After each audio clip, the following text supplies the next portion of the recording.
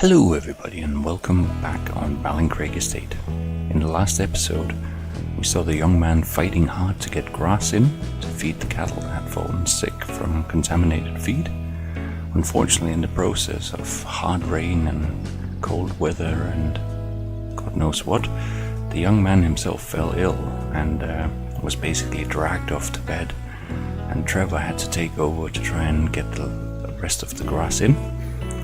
And we're joining him just as he is heading back with the last load of the grass. The young man is back in his house.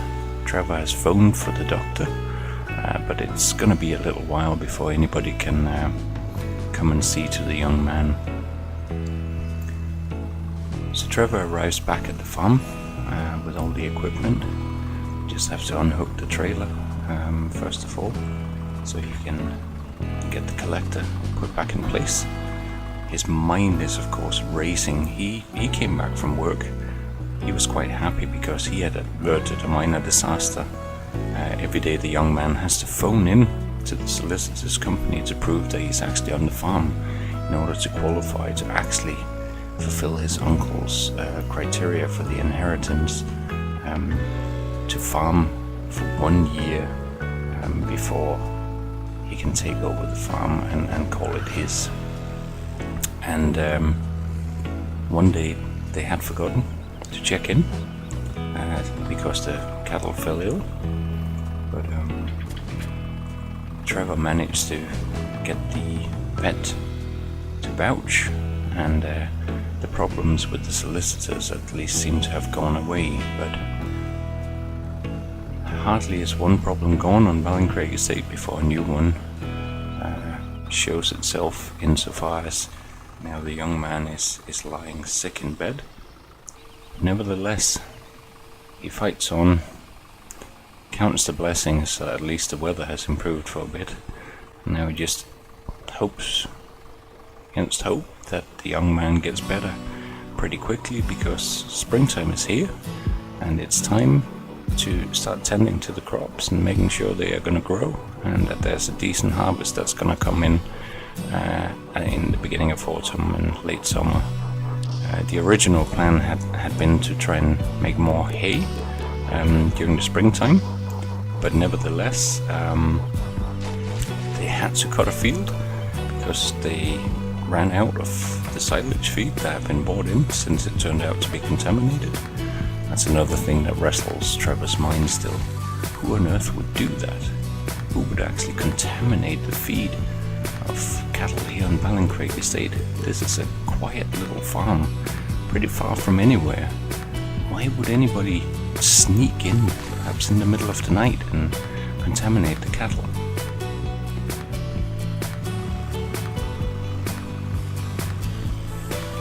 Things are not helped by the fact that after the contamination of the cattle, they can't sell the milk until they've been given all clear from the vets. And when Trevor was speaking to the vet, although the medication cost quite a bit of money, they also need to get a clean bill of health, or essentially a health certificate for the cattle, and that's going to cost another £50 per head of cattle, which of course from the vet's perspective isn't terribly expensive, but with a very rapidly dwindling supply of money on the farm, Trevor is aware that this could also be a problem.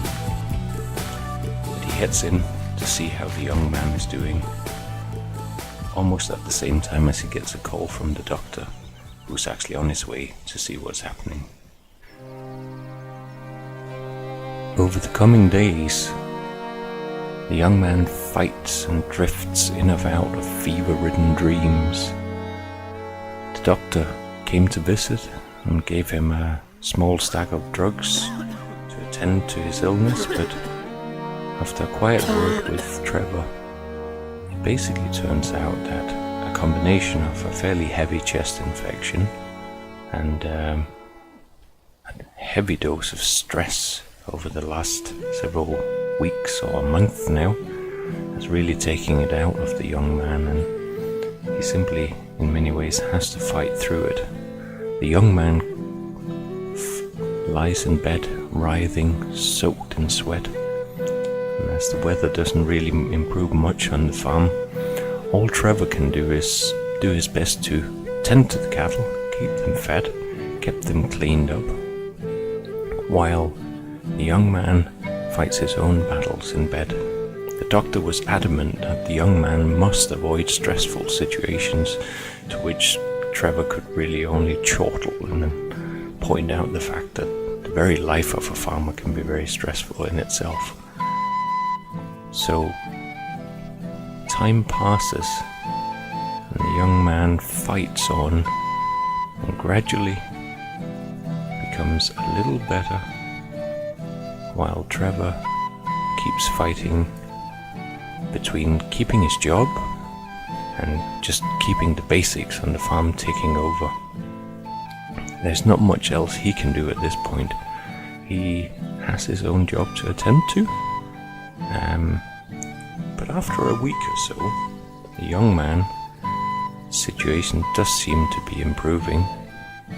And as we slip into the early parts of summer, the young man is finally climbing out of bed, ready for another day's duty.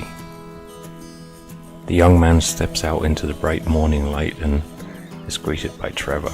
"Ah, you look a fair bit better," says Trevor. The young man says, "I still feel as weak as a kitten, but I can't lie around anymore. What's happened? It feels like I've been away. It feels like I've been out for the count." "Oh, don't worry," says Trevor.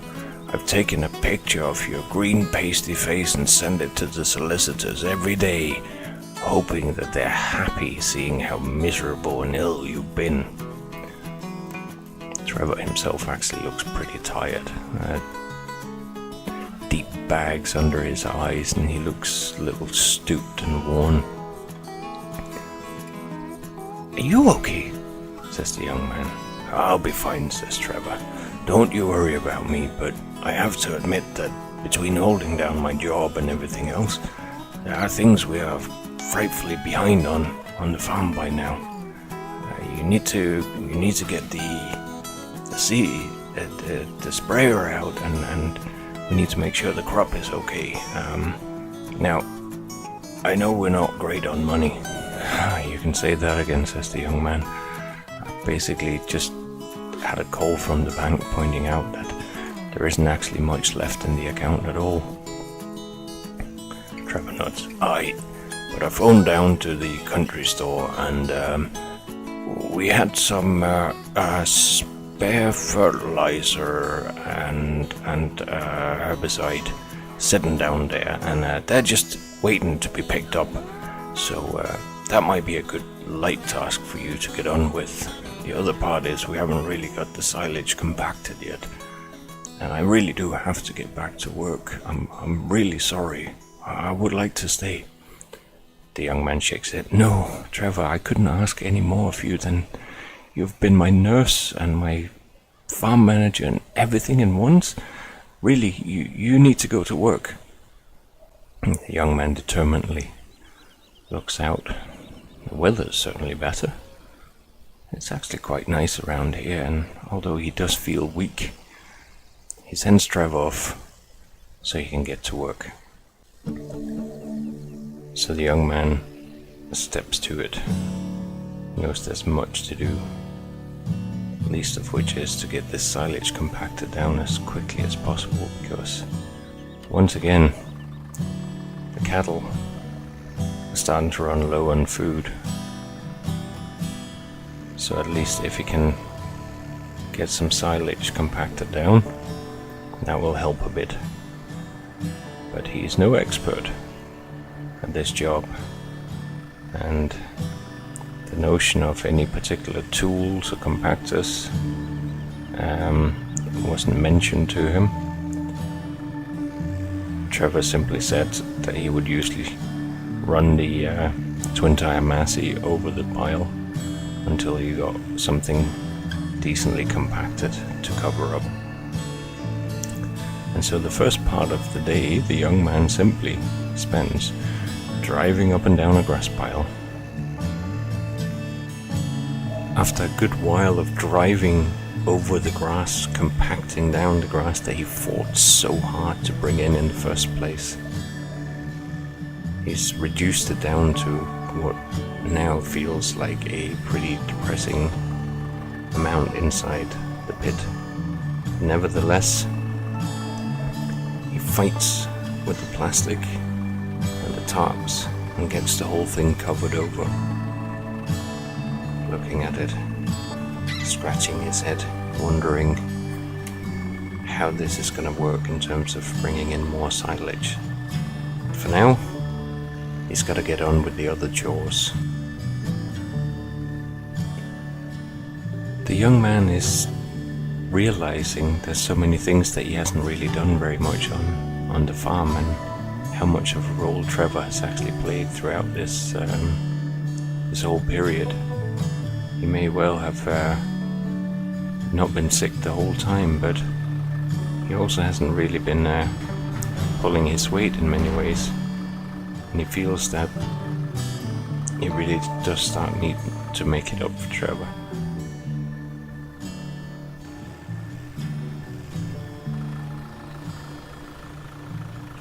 The good news is that while the young man has been recovering, so has the cattle, and they've all managed to pull through.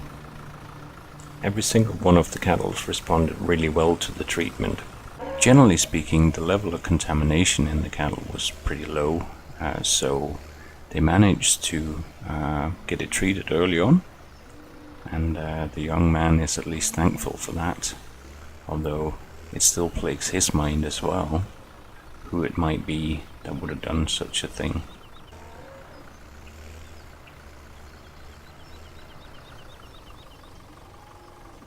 With the cattle taken care of again, not that Trevor hasn't been doing his job, but he has had a lot of things on his mind. The young man can turn his eyes to the field work that so desperately needs to be caught up on now.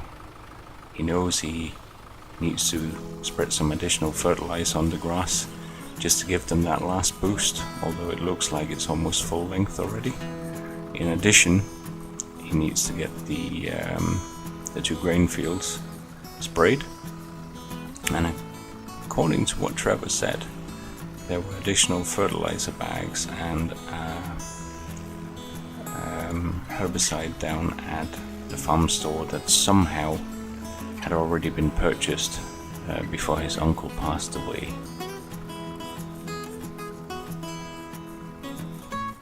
He looks slightly puzzled at the old baler, wondering how on earth he single-handedly is going to manage to do anything with this thing. And he kind of wishes that the whole illness of the cattle hadn't befallen the farm, because otherwise it might actually have been possible to contract somebody to come in and make larger round bales for the farm instead and store them in the shed. His first job is to head down and pick up the fertilizer. The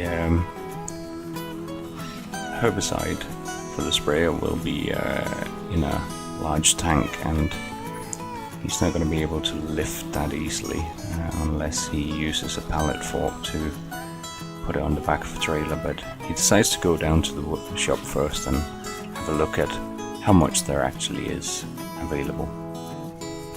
The young man pulls into the workshop and greets Mike, who runs the BallinCraig commercial garage that also acts a little bit as a country store at the same time. Mike leans up against the garage door as the young man sets to. Although he feels weak after his recent illness, he's determined that he can do this job without any additional help. As he works away, he smiles to Mike and says, "I know it's in some ways sad that this is my uncle's last memory, but it's lucky that we had this spare fertilizer sitting here at your store," he says as he scrabbles to get hold of these quite heavy sacks.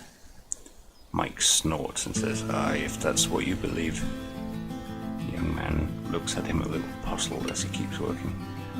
What do you mean? Trevor told me this was stuff that was left down here, but belonged to the farm. Well, there's some things you need to know, says Mike. Don't know if it's my place to tell you, but Trevor paid for this out of his own pocket. The young man stops and looks at Mike. What do you mean? Paid for it out of his own pocket? I don't know what you've done to him, lad. He's either in love with you or he's just mad keen to see this crazy project of yours actually succeed. The young man wipes sweat off his brow and looks over at Mike's garage. But I honestly thought, how could he afford this? Mike shakes his head. I don't know. You better check on that with him yourself. As the young man is tying the sacks down, he nods to Mike. Well, thanks for letting me know. I do appreciate it.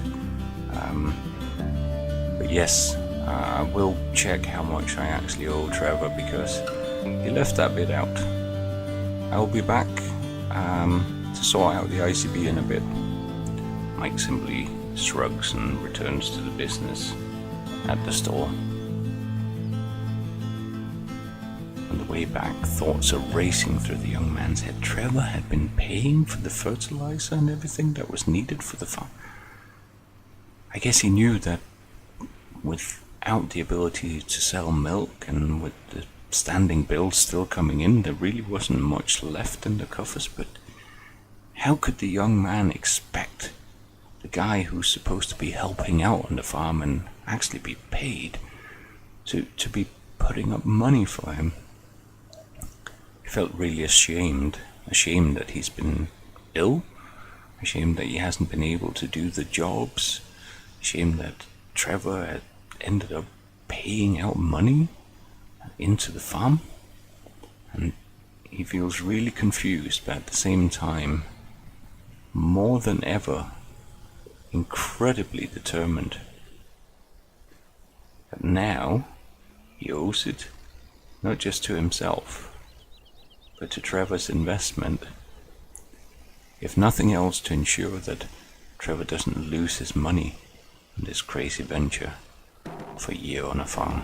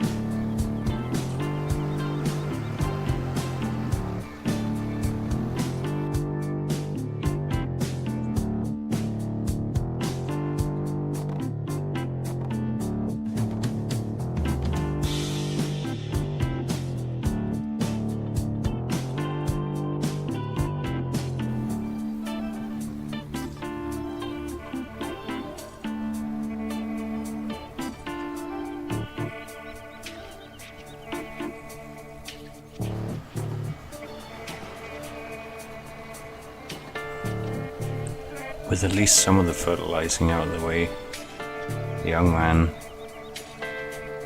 needs to head down and pick up the contents for the sprayer. After his conversation with Mike, he feels a little tense about the shop owner, even though he's been nothing but helpful. He can't help but feel that Mike doesn't like him very much.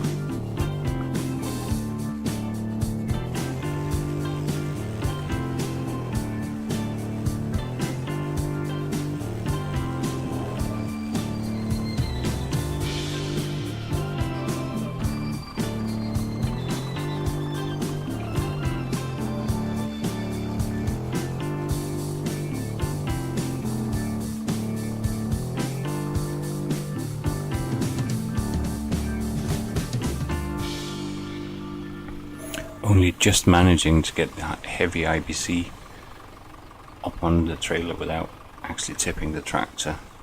The young man, while working on getting the trailer back up, quizzes Mike a little more on the situation with Trevor. After Mike drops another comment that Trevor might still make a farmer out of the young man. "What do you have against me, Mike?" says the young man. Mike shakes his head. "I got nothing against you. I just don't like a good man being worn down simply at the whim of some old codger who decided to leave the farm to a green hand." The young man shakes his hand. "Like you say, Mike, he might still make a farmer out of me. See you later."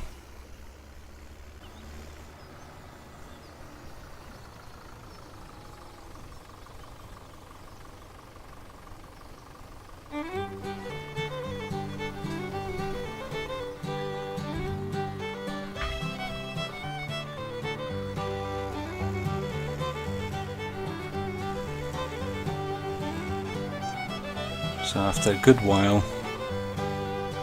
the young man finds himself back working the very field that he started out in on his first days here on BallinCraig. Right now it's more of a desperate fight to get things caught up.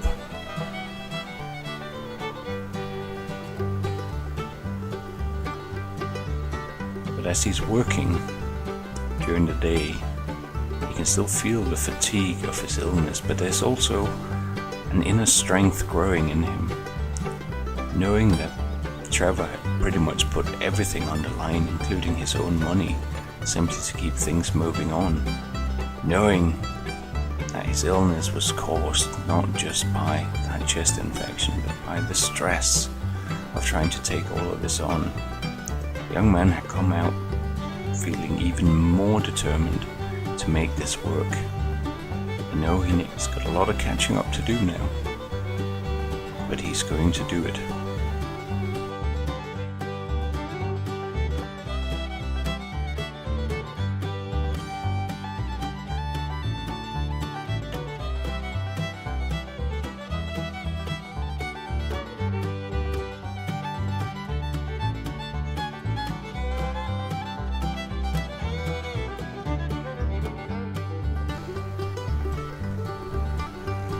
Having completed both fertilizing the first field of grass and getting the barley field sprayed, the young man's feeling that he's actually regaining a little bit of control, although the conversations with Mike has rattled him a bit. It's early afternoon and Trevor will be coming home soon, so the young man decides to refill the sprayer to do the wheat field, and at the same time he'll take a break, have a sandwich and a cup of tea, and wait for Trevor to come home. As Trevor comes walking up the road, pretty tired from another day's work, he sees the young man waiting by the house. "Ah, it's good to see you," says the young man. "You'll be happy to know I've caught up a bit today." "Ah, good," says Trevor. I'm glad to hear it. I'm sorry I haven't been able to do more." "Listen," says the young man, "you've done more than I could reasonably have asked, and, well, I gotta be honest, I spoke to Mike." Trevor's face darkens a bit. "Mike? What has he got to do with anything? You were just to pick up some fertilizer and some IBC." I know," said the young man. "But he told me how you've been paying for this stuff out of your own pocket." "Well, it was necessary," says Trevor with a trembling voice. I know how hard things are, and without any money coming in from the milk, and I had a bit of savings put aside." "But I can't ask you to do that," said the young man. Suddenly he seems emboldened, strengthened somehow, after his work. "But," says Trevor, "I really don't worry about it. You can pay me back later." "Oh, I will," says the young man. "Rest assured of that. How much do I owe you?" "No, you can't afford it right now," says Trevor. "I don't care," says the young man. "If this ruins me, I'm not having you go down with me. So tell me how much I owe you." "Look, it's not important," says Trevor. There's something else I haven't told you. I have a letter." "A letter?" says the young man. "Yes, it's for you, from your uncle. But I'm not allowed to give it to you until you've been here for at least half the year, and that time's not up yet." "I think I need to see that letter," says the young man. "I know," says Trevor, "but I made a promise, and I can't break that, so you're simply gonna have to wait." The young man is actually looking almost angry. "Trevor, it's important that I know what my uncle's wishes were." "I know," says Trevor, "but I made a promise, and a promise is a promise. I promised him that I would help you if you chose to come and stay on the farm, and that is what I'm doing. And in due time, you will get to see the letter. In the meantime, there's still work to be done on the farm." The young man seems to calm down a bit again. "You're right, Trevor. I need to be getting on with the work. And you, my good man, need to go and get some rest." Trevor shakes his head. Yeah, well, I'll still look after the cattle, though." "Of course you will, but as for all the other things that you've already done for me, you need a break now.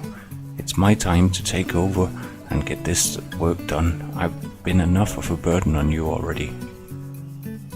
Trevor shakes his head. "Oh, you're no burden, son. It's a pleasure seeing the man that you're turning into here on the farm."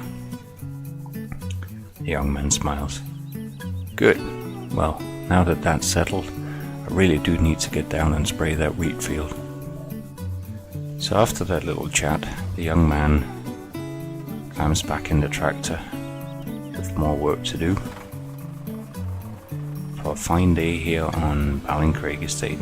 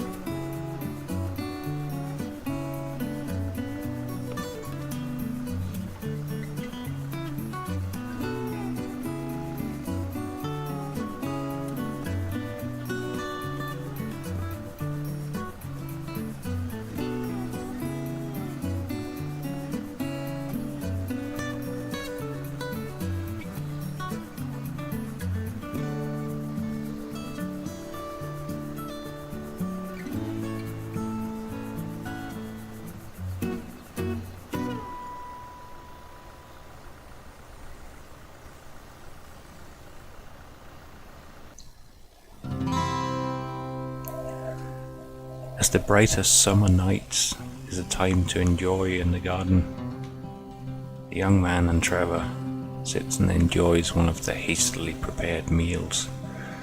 There's a good sense that the young man's efforts today has helped.